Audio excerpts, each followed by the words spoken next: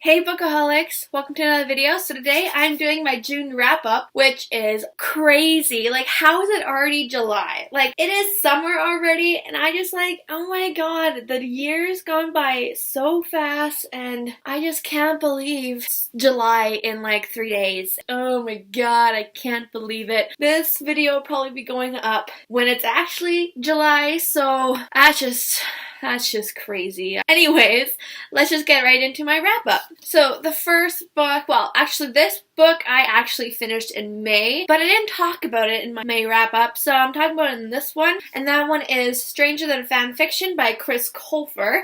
So I got this kind of like at a whim in Indigo when I was there, and I wanted to give it a try because when I read the back it sounded pretty cute.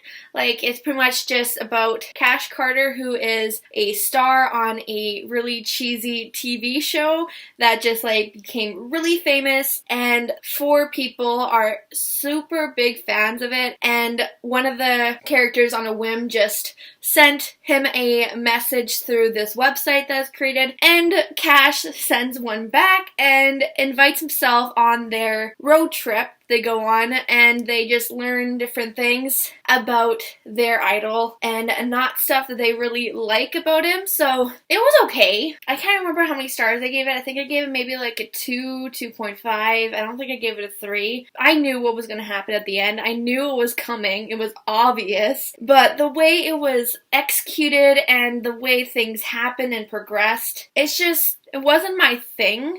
It was like a Full House episode is what it felt like. Like one of those episodes where they have to learn, each person has to learn something in the episode, and at the end, everything's learned and they're all better off for it, and it wasn't my cup of tea, really. I read through it really fast. I read it in like 2 days, which it's a pretty small book, so it's not hard to do that. But this one just wasn't for me, really. That is the last one I read in May, but the first one I'm talking about in my June wrap-up. And that's pretty much all I really want to talk about, because I really don't have much to say about this one besides what I already did. The officially first one I read in June is The Wrong Side of Right by Jen Mary Thorne. Now this one I gave a 4 out of 5 stars. Maybe that's 4.5, I can't remember.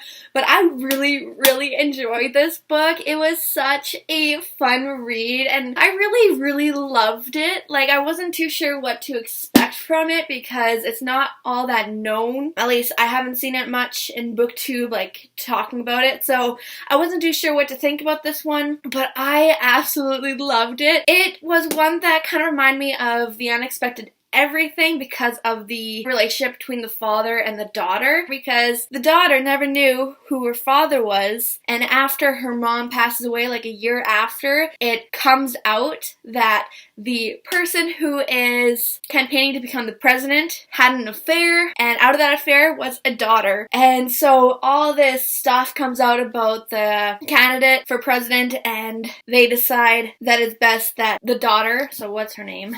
That the daughter, Kate Quinn, should come along on the campaign to kind of build up the downward spiral that the father was going down because of the affair. They brought her along on the campaign. She meets her whole family. She meets her father and her 2 half-siblings, and also the woman that her mom had an affair with. Wait, no. Oh my god.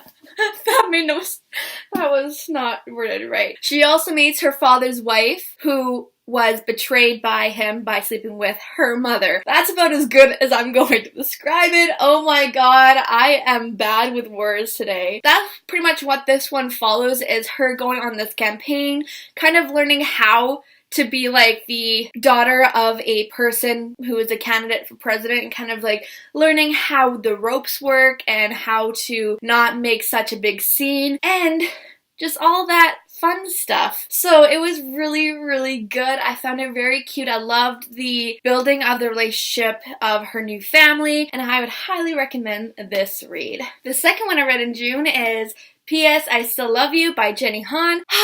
I love this book so much. Ever since I read To All the Boys I Loved Before, I've been dying to read the second one, and I was not disappointed. If you haven't read To All the Boys I Loved Before, mute this part of the video. Once I put down the book, you can unmute it and come back to the video. But I'm going to spoil you, so if you don't want to be spoiled, mute. Okay, I'm assuming you muted. P.S. I Still Love You followed after To All the Boys I Loved Before, when she kind of wasn't too sure who she wanted to pick, but then she realizes she does really love Peter, and she writes him a note. And it's just so cute. I love how, like, her development with Peter kind of grows in this one. I wasn't too sure about, like, because in the first one there's kind of like that triangle a little bit, but it's kind of toned down a bit because there wasn't really a big triangle. Josh never really came in too often in the first book, and Josh is completely gone pretty much in this one, besides a few scenes that they have together when they're just talking. But other than that, that's kind of gone. But another kind of triangle comes in as described in here. That's why at first I was kind of hesitant to read this one, because I was like, I don't want another triangle, you know? But it was carried out quite nice, I feel like. Like, I really did enjoy it. And the triangle, again, wasn't like a big thing. It was just like, kind of like high school stuff, where you have like someone who you kind of wish that something happened because you want to see what could have been. And that's kind of what this one is. She has picked her choice. She wants to be with Peter, but there's also this nagging thing behind her head that she's like, what could have been if this happened or this? And then she's kind of just curious. I really did enjoy this one. I gave it 5 out of 5 stars again because it just... I love her and Peter. I love Peter so very much. He's just such a sweetheart. He's just so cute. He's my absolute just crush from this book. Yeah, that's pretty much all I want to say about this one. So I guess that's fine. Alright, well, the fourth one I did finish this month was an audiobook. I am in love with audiobooks right now because it allows me to actually do other things. Like, instead of just sitting down and reading from a book, it allows me to, like, clean my room, or when I'm driving to work I can listen to it then, or do other things and still read something and get a story out of it. And I am loving audiobooks. The first one I read this month is Letters to the Lost by Bridget Kemmerer. I absolutely loved it. I gave it 5 out of 5 stars, and like, it was so good. I really enjoyed it. So, Letters to the Lost is pretty much about a girl who loses her mother, and the daughter was very, very affected by her death, that she would go to the graveyard, write a letter to her, and leave it there. And usually what happens is it would just get cleaned up during the cleaning up of the graveyard. But one day, someone actually picks it up and writes on her letter, and she feels absolutely violated, that she writes back. And it kind of just becomes this back and forth between them. First letters and then emails, that they kind of develop a relationship through that. And the person who she is emailing is he's like an outcast in school who is known as like a criminal. No one likes to talk to him, and she is, like, a lot of people at school are scared of him, including her. So as their email, it kind of creates this bond, and it's very, very good. I really, really loved it, and I loved the audiobook. I loved hearing the emotions the performers created through their readings of the book, and I just fell in love with it. I fell in love with the characters, and I'm just so happy I got this audiobook and was able to experience this book in that way. So that was the third book I finished this month. The next book I read this month is Always and Forever Lara Jean by Jenny Han. So I really, really liked this book. It wasn't my favorite. To All the Boys I Loved Before is still my absolute favorite. Then it'd be P.S. I Still Love You, and then it'd be this one. I gave this one, I believe, a 4.5 out of 5 stars because it didn't connect to me quite as much as the first two. I feel like I didn't quite connect to Lara Jean as much as the other two, because this time I was just not impressed with what Lara Jean was doing. Like, Lara Jean made me a little more frustrated in this one than in other ones. I didn't quite connect to her as much, maybe because I just love Peter so much. I just want him to be happy the whole time, but it just, I don't know, I just didn't connect to Lara Jean as much in this book, and that kind of just brought the rating down just a tiny bit, but I still really, really liked this book, and even love it a little bit in times, but I felt like maybe just the year was like rushed really, really fast. Like there are scenes where I don't know. I don't know. I was expecting a bigger thing with prom. I was expecting a bigger, like, graduation. I don't know what I was expecting, but it just didn't quite hit what I wanted, but it was still what I wanted, if that makes sense. But it wasn't as connected to it as much as the other two. But I still really, really liked it, and I loved how it ended, and I'm really happy with that. So I am still really happy with the series. It's just, it didn't quite hit where I wanted it to. The next book I finished is also another audiobook. I just needed another one because I love audiobooks right now, as I said before. So the next audiobook I read is When It's Real by Aaron Watt. Now, this one I wasn't too sure about because, I don't know, it sounded like one of those kind of cliche kind of things. Like it's a PR where they create a relationship for a celebrity, and you know what's going to happen. You know the people who are created into a relationship in like a PR are going to fall in love with each other and build a relationship with each other. But I really liked how it progressed to that, because a lot of these like contemporary YA books, you know who's going to end up together, but I just love reading to see how they end up together.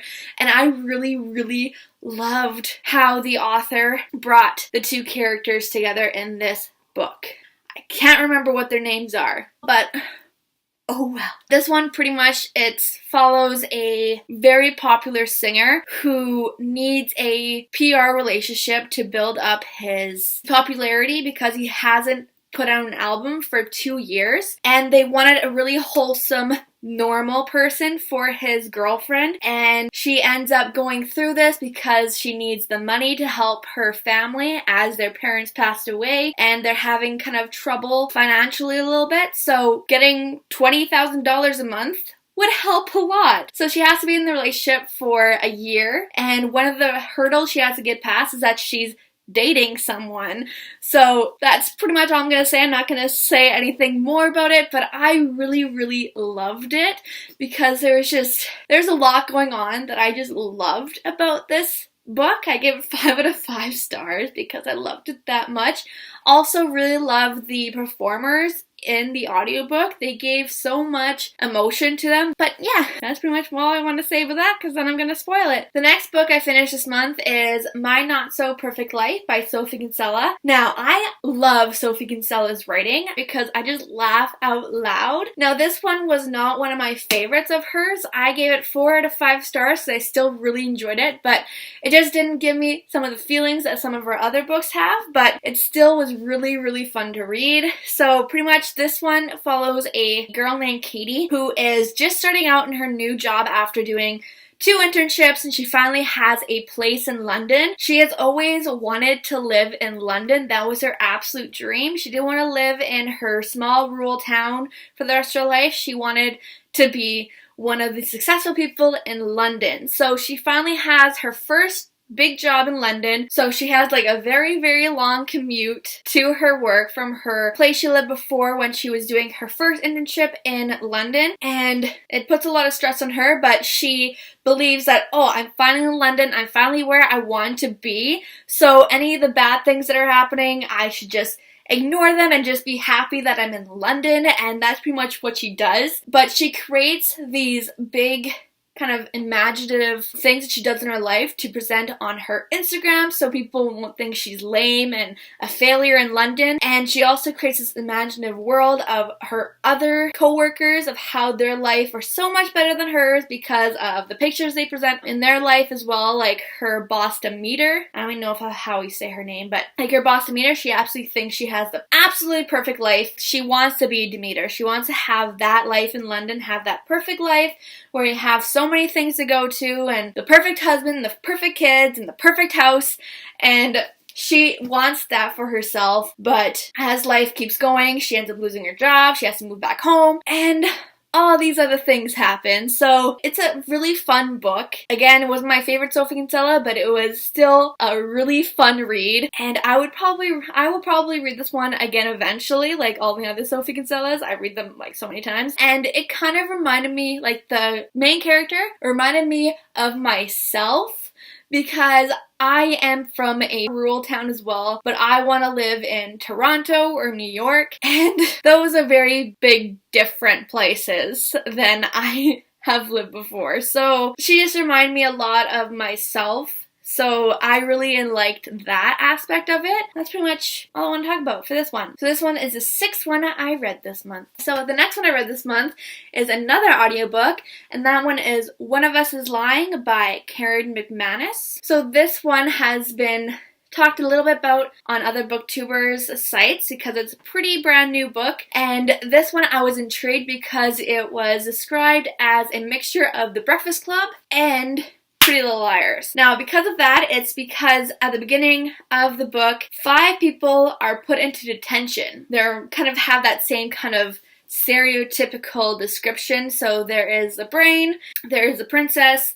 there is a jock, there is a criminal, and also the basket case. The one who is kind of like the basket case ends up dying in the detention room, and it is suspected that one of the 4 people also in detention is the killer. Just follows this kind of line of trying to find out who is the one who killed the basket case person, and it was fun. Like, I like the mystery and stuff. I think I gave it 4 to 5 stars. It wasn't like the best book I ever experienced, but it was also quite fun. I liked the romance that came out of it. I also liked all the drama and all the kind of messed up stuff that came out. I'm not even going to describe because that's a spoiler. But I really, really liked the mystery within this and how the 4 have to gang up to figure out what happened. So that is the 7th one I read this month. The next one I read is also an audiobook. So this is the last audiobook I read this month, and that is 99 Days by Katie Tungo. So this one, I gave it 3 out of 5 stars. It was definitely not my favorite. It wasn't the best book, and it wasn't the best audio book either. It was one that I was just like listening to have something to do while I was doing other things, and it was just kind of going through the motions pretty much. I really didn't connect too much of it, and the plot line was I didn't really care for it. It was pretty much just follows this girl who is dating Patrick, who is one of the brothers of this family, but she sleeps with Patrick's older brother Gabe when they kind of like have a quick breakup. It kind of just follows how that is revealed through her mom's book, and she moves out of town to finish her senior year and then moves back during the summer before she goes to college. All this drama kind of comes out of the Gabe and Patrick situation that cropped up in the end of junior year. It just kind of follows that. Now, one of the things I really didn't care for in this is that this might be a little bit of spoiler, so if you don't want to be spoiled, maybe you just mute this for a little while until book thing here goes away. One of the things I really didn't care for is that Gabe had sex with Molly after her and Patrick break up, like right after. And I really didn't care that the fact that Gabe took advantage of the emotional instability at that time, like that was not discussed at all. It was just pretty much that she's a slut and no one's talking about what Gabe did, like how Gabe took advantage of her or even gave him any villainy in that part, and all of it was put on her. But I really wish that they talked about like how he took advantage of her emotional instability at that time, because like really, she just broke up with Patrick, just 20 minutes ago. Well, he broke up with her. So, I don't know why that wasn't discussed, and it just, pisses me off. Why? Why wasn't that discussed? All that was really kind of discussed in that time was that it could have been just some rivalry between Patrick and Gabe because they don't have the best relationship with each other. But really, he took advantage of her in her, when she was very emotionally unstable, and that is just not discussed at all, which is just not, that was one of the things I just didn't care for Gabe. The ending, I'm not gonna say the ending, but like it's made up to be like Gabe is the person she should be with, when it's like, no, I don't like her with either of them, because for one, she did betray Patrick, so it's kind of, she needs some kind of closure with that, but at the same time, they're not healthy together. At the other time, she shouldn't be with Gabe either. So I'm just like, I would have been more happy if it just ended with there without being any possibility of her being with either brother. So, yeah. Okay. That's pretty much all I want to talk about for 99 Days. It was okay, but nothing really special about it. The last book I'm going to talk about, I'm not quite finished it, but I still have 3 days of June, and I'm already almost halfway done it. So I'm going to be finishing it in June anyway, so I'll just talk about it. The last one I read in June is It's Not Me, It's You by Marie McFarlane. I don't even know how to say her name. This one pretty much just follows a girl who proposes to her boyfriend of 10 years, and he hesitantly says yes, but when they are kind of celebrating in some kind of pub or something, he sends a text to the mistress asking what to do.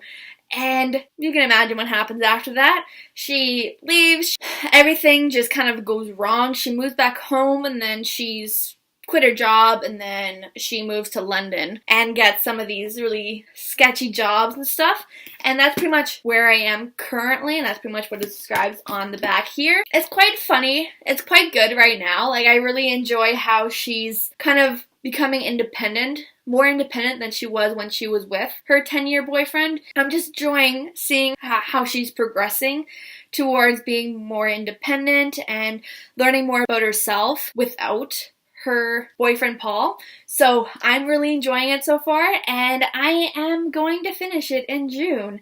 So that's all I'm going to talk about this one. Okay, so that is it for my wrap up. I have read 10 books this June, and I'm so happy with that. I am just loving reading books. I'm finally getting into that habit I was in before when I wasn't going in high school, and I'm just so happy. I love reading so much, and it's just so nice to be back in that spot where I actually just want to read rather than like forcing myself. I really just want to read and get more stories, so I'm just loving it so much. But yeah, I read 10 books this month, and I'm pretty happy with that. Thank you so much for watching this video. If you liked it, please give it a thumbs up. Comment down below all the books you guys read in June. I would love to know. Subscribe if you haven't yet. Check out my other social media accounts, so my Facebook, Twitter, and Goodreads. I make a video every Thursday, and I'll see you guys next video.